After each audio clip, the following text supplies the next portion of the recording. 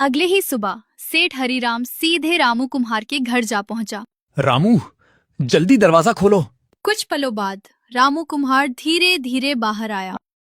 मुझे पता था तुम आओगे। सेठ की हिम्मत नहीं हुई उसकी आंखों में देखने की। मुझे माफ कर दो, मैंने लालच में आकर ये मटका चुरा लिया। रामू खामोश खड़ा रहा और बिना कुछ बोले उसे देखता रहा। उस रात के बाद सब कुछ बर्बाद हो गया। गोदाम में आग लग गई, लाखों का नुकसान हो गया। मेरा नौकर भी सारा पैसा लेकर भाग गया और अब लोग मुझसे अपने पैसे मांग रहे हैं। मेरा कारोबार खत्म हो रहा है। उसकी आवाज में कपकपी थी और आंखें आंसुओं से भरी हुई थीं। तुम्हें लगा कि ये एक मामूली मटका है और बिना उसकी असलियत जाने तुम इसे घर ले गए। ये चीज क्या है और मेरे साथ ऐसा क्यों हो रहा है? ये मटका कोई जादू नहीं करता, ये तो बस संतुलन बनाए रखता है। संतुलन जो हर कर्म का हिसाब रखता है। इस दुनिया में हर चीज संतुलन से चलती है। अगर किसी को बिना मेहनत के कुछ मिल जाए तो कहीं ना कहीं उससे उतना ही छिन भी जाता है। सेठ ध्यान से सुन रहा था। अब उसके चेहरे पर डर के साथ साथ समझ भी आने लगी थी। इसका मतलब ये सब उसी की कीमत थी। हाँ, ये उसी की कीमत थी जो बिना मेहनत के पाने की कोशिश की थी तुमने।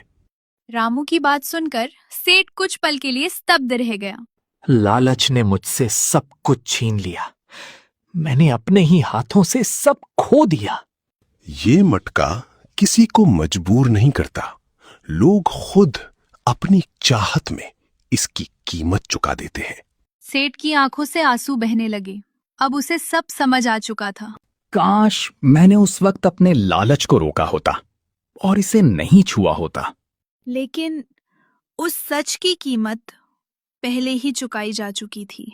रामू, मैंने लालच में आकर सब खो दिया। मैंने आसान रास्ता चुना और उसी ने मुझे बर्बाद कर दिया।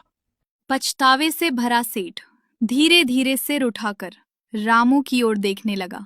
इस दुनिया में किसी मटके में, किसी चीज में कोई जादू नहीं होता। घर के बाहर उसके कहे हुए शब्द गूंज रहे थे। असली जादू इंसान की मेहनत में होता है। जो मेहनत से मिलता है वो टिकता भी है और जो बिना मेहनत के मिलता है वो कभी ना कभी छिन ही जाता है। अब मेरी आंखें खुल गई हैं। मैं मेहनत करके अपनी जिंदगी दोबारा बनाऊंगा। रामू के चेहरे पर हल्की सी मुस्कान उभर आई। तभी तुम्हें सुकून और फायदा दोनों मिलेंगे, जब तुम्हें किसी छिन जाने का डर नहीं होगा। धन्यवाद रामू, तुमने मुझे सही रास्ता दिखाया।